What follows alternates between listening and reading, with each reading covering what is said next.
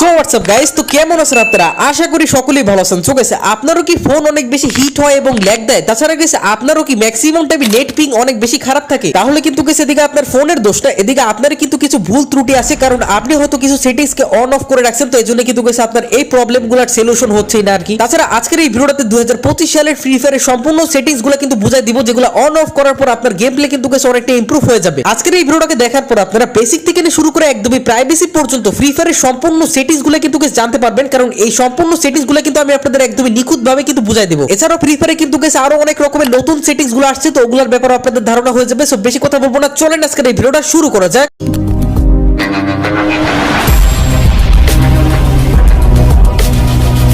তো সর্বপ্রথমে আমি কিন্তু সেটিংসটাকে ওপেন করে নিই। তো সর্বপ্রথম যে সেটিংসটা সেটা কিন্তু হলো লগইন হিস্টোরি। তো লগইন হিস্টোরিতে আপনারা যদি ক্লিক করে দেন, তো এদিকে যদি দেখেন যে অন্য কোনো ডিভাইসে আপনার ফ্রি ফায়ার অ্যাকাউন্টটা লগইন আছে, তাহলে আপনারা এদিক থেকে লগ আউট করে নেবেন। এরপর আপনার আইডি পাসওয়ার্ডটা কিন্তু চেঞ্জ করে নেবেন, তাহলে কিন্তু আপনার আইডিটা হ্যাক হবে না। তো এরপরের যে সেটিংসটা সেটা কিন্তু হলো সেটিং সিনস। এই সেটিংসটাকে আপনারা সবসময় কিন্তু আপলোড করে রাখবেন, তাহলে কিন্তু আপনার ফ্রি ফায়ারের সম্পূর্ণ সেটিংস গুলো কিন্তু আগের মতনই থাকবে, মানে চেঞ্জ কিন্তু হবে না। পরে আপনারা ডাউনলোডে ক্লিক করলে কিন্তু আগের মতনই সবকিছু হয়ে যাবে। এরপরে নিচে দেখেন যে আরেকটা সেটিংস আছে, সেটা কিন্তু হলো ডিলিট অ্যাকাউন্ট। তো এটাতে যদি আপনি ক্লিক করেন, আপনার অ্যাকাউন্টটা পার্মানেন্টলি ডিলিট হয়ে যাবে। মজা করলাম গাইস, এটা আপনারা ভুলও করতে যান না। তো এখন আসলে দেখ সেনসিটিভিটিতে। তো দেখেন সেনসিটিভিটি নিয়ে আমি কিন্তু একটা ডেডিকেটেড ভিডিও অলরেডি কিন্তু বানায় রাখছি। তো আমি কিন্তু ডেসক্রিপশনে প্লাস এন্ড স্ক্রিনে কিন্তু লিংক দিয়ে দিব। ওই ভিডিওটা দেখে কিন্তু আপনারা আপনাদের জন্য একটা পারফেক্ট সেনসিটিভিটি রাখতে পারেন। এখন আসা যাক কন্ট্রোলে। তো কন্ট্রোলের যে ফার্স্ট সেটিংসটা সেটা কিন্তু হলো এম প্রিসিশন। তো এম প্রিসিশনকে আপনারা অবশ্যই কিন্তু ডিফল্টই রাখবেন। এদিক থেকে আপনারা প্রিসাইজ অন স্কোপও রাখবেন না, বা এদিক থেকে আপনারা কিন্তু ফুল কন্ট্রোলও রাখবেন না, কারণ এদিক থেকে আপনারা যদি দুইটা রাখেন, তাহলে কিন্তু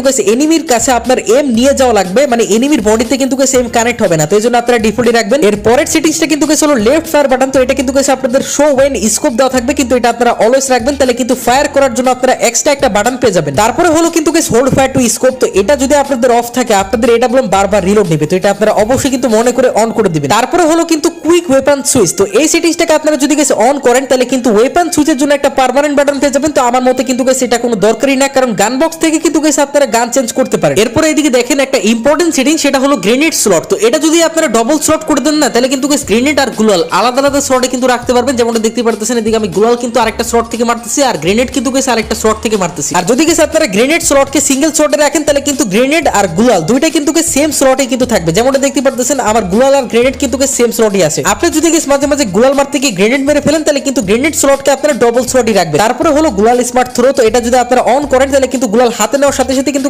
গুলালটা লেগে যাবে। তো এটা যদি আপনার গুলালের স্পিড স্লো থাকে, তাহলে কিন্তু সেটা আপনারা অন করতে পারেন। তারপরে হলো কিন্তু ভিকাল কন্ট্রোল। তো ভিকাল কন্ট্রোল যদি আপনারা ওয়ান হ্যান্ড দিয়ে করতে চান, তাহলে কিন্তু এটা রাখবেন। বাকি আপনারা টু হ্যান্ড দিয়ে করতে চাইলে কিন্তু সেটা রাখতে পারেন। তো এটা একদমই বেসিক একটা সেটিংস। তো এগুলো আপনার করলেও চলে, নাও করলে চলে, ঠিক আছে। আরেকটা ইম্পর্টেন্ট সেটিং, সেটা কিন্তু হলো আইটেম ফাইন্ডার। তো আইটেম ফাইন্ডার কিন্তু আপনাদের অনেকেরই অলওয়েজ অফ থাকতে পারে। তো এটা অফ থাকলে কিন্তু আপনি অনেক বড় একটা ভুল করতেছেন। কারণ কি দেখেন গেছে, অনেক সময় গেম খেলার সময় আপনাদের অনেক কিছু দরকার পড়ে। তো এইজন্য আপনারা এটাকে রিকমেন্ড টাইম দিয়ে রাখবেন। ধরেন আপনার হেলথ কম, তো এখন আপনার কিন্তু দরকার একটা সুপার মেডিকেট। তো ওই দূরে একটা সুপার মেডিকেট পড়ে থাকলে কিন্তু রিকমেন্ড টাইম দিয়ে রাখলে কিন্তু ওটা শো করে দিবে। আবার এদিকে দেখেন বিয়ার স্কোর বোর্ড। তো এটা আপনারা অবশ্যই কিন্তু ট্যাপে দিয়ে রাখবেন। ট্যাপে দিয়ে রাখলে কি হবে, আপনার টিমমেটদের নামের উপরে ক্লিক করলে কিন্তু দেখতে পাবেন যে আপনার টিমমেটরা কি কি ক্যারেক্টার স্কিল ইউজ করতেছে, বা তাদের কাছে কেমন লুট আছে। তারপরে ক্রসের টাইপকে আপনারা কিন্তু ক্লাসিকই রাখবেন। তাছাড়া ড্যামেজ ইন্ডিকেটর এটাকে আপনারা নিউই রাখবেন। এদিকে আরেকটা সেটিং, সেটা কিন্তু হিট ওয়ান ডেট ইফেক্ট। তো এটা আপনারা যদি ডার্ক দিয়ে রাখেন, তাহলে কিন্তু আপনি যখন জোনে থাকবেন, তখনই কিন্তু আপনার গায়ে থেকে কিন্তু কালো কালারের রক্ত বের হবে। তো এদিকে গেমে রক্ত দেখাটা কিন্তু ভালো না, তো এই জন্য আপনারা নো ব্লাডি দিয়ে রাখবেন। এরপরে হিট মার্কারকে আপনারা কিন্তু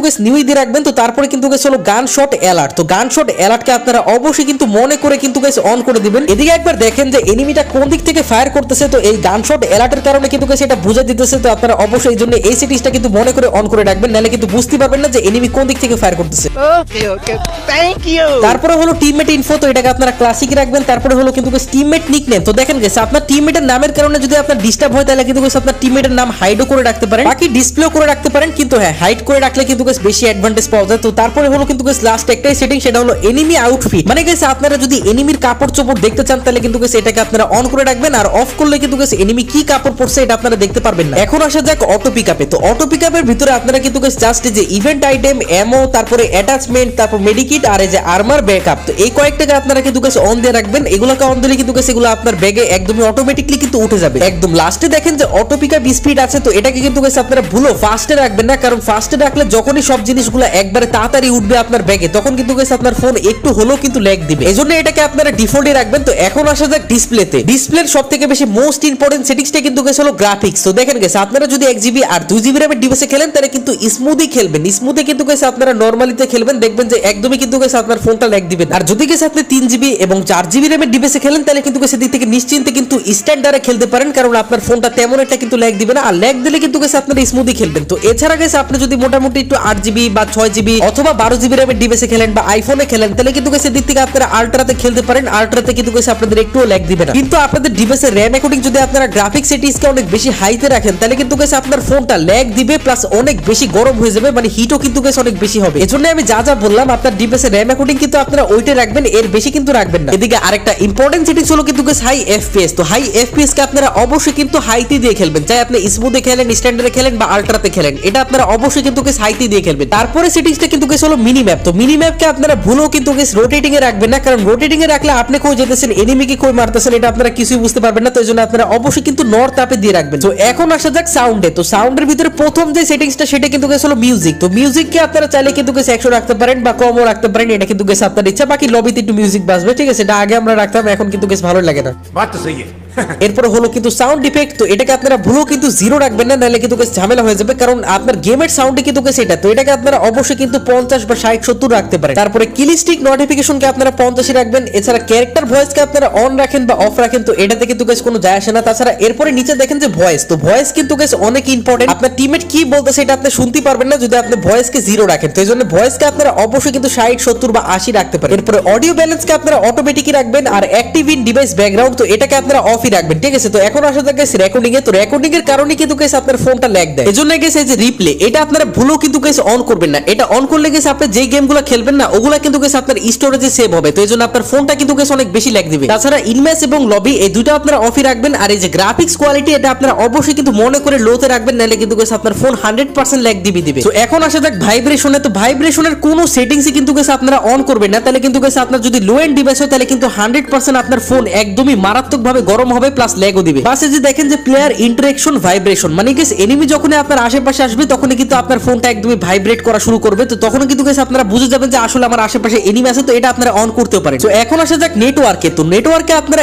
একটাই কিন্তু সেটিংস দেখতে পান, সেটা হলো অপটিমাইজেশন। তো এই সেটিংসটা কিন্তু গাইস অনেক ইম্পর্টেন্ট। এটা কিন্তু গাইস আপনাদের অফ থাকতে পারে, এটা আপনারা মনে করে কিন্তু গাইস অন করে দিবেন। এটা অন করলে কিন্তু গাইস আপনার নেট পিং এর প্রবলেমটা কিন্তু গাইস অনেকটাই ফিক্স হয়ে যাবে। এরপরে হলো কিন্তু গাইস নোটিফিকেশন। তো নোটিফিকেশনে কিন্তু গাইস তেমন একটা ইম্পর্টেন্ট সেটিংস নাই, বাস একটা সেটিংসই কিন্তু গাইস ইম্পর্টেন্ট, সেটা হলো রিসিভ ইমোশন ফ্রম এক্সপেক্টার। এই সেটিংসটা আপনি যদি গাইস অন করে দেন তাহলে কিন্তু গাইস এনিমিরা আপনাকে ইমোজিস পাঠাবে। লাইক আপনি মরে গেলে কিন্তু গাইস এনিমিরা আপনাকে রাগের ইমোজি বা হাসির ইমোজি এগুলো পাঠাবে, ঠিক আছে। এগুলো কিন্তু গাইস একদমই ভালো না, কারণ আপনি যদি গাইস গেম খেলেন তাহলে কিন্তু গাইস আপনার ওই ইমোজির দিকে ফোকাস যাবে, পরে আপনারা এমনি মরে যাবেন। এরপরে হলো কিন্তু ফ্রি ফায়ার ম্যাক্স এর কিছু সেটিংস। তো আপনারা যদি নরমাল ফ্রি ফায়ার খেলেন তাহলে কিন্তু এই সেটিংসগুলো দেখতে পারবেন না, তো এগুলো আপনারা অফই রাখবেন। যদি ফ্রি ফায়ার ম্যাক্সও খেলেন এগুলো আপনারা অফই রাখবেন, ঠিক আছে। সো লাস্টে আসা যাক প্রাইভেসিতে। তো প্রাইভেসিতে কিন্তু গাইস দুইটাই সেটিংস। প্রথমটা হলো কিন্তু guys allow friends to expect, মানে গাইস আপনি যখন গেম খেলবেন তখন কিন্তু গাইস আপনার ফ্রেন্ডরা আপনার গেম প্লে ওয়াচ করতে পারবে। তো এটা আপনারা চাইলে অফও রাখতে পারেন, অনও রাখতে পারেন। তারপরে লাস্টেরটা হলো কিন্তু guys allow other to view role, মানে গাইস আপনি স্নাইপার প্লেয়ার নাকি আপনার রাশার, তো ওগুলা কিন্তু গাইস আপনি শো করাতে পারেন পাবলিক করলেই। কিন্তু গাইস আপনি যদি প্রাইভেট করেন তাহলে কিন্তু গাইস এগুলো হাইড হয়ে যাবে। সো প্রত্যেকটা ফ্রি ফায়ার সেটিংসকে কিন্তু আমি আপনাদের একদমই A to Z বুঝিয়ে দিলাম। বাকি কোনো ডাউট থাকলে কিন্তু গাইস অবশ্যই কমেন্টে জানিয়ে দিবেন। 5টি মিস্টেক করলে আপনি এখনো নুব। তো মিস্টেকগুলো কি কি জানতে হলে এখন এই ভিডিওটাতে ক্লিক করেন। দেখা হচ্ছে এই ভিডিওটাতেই।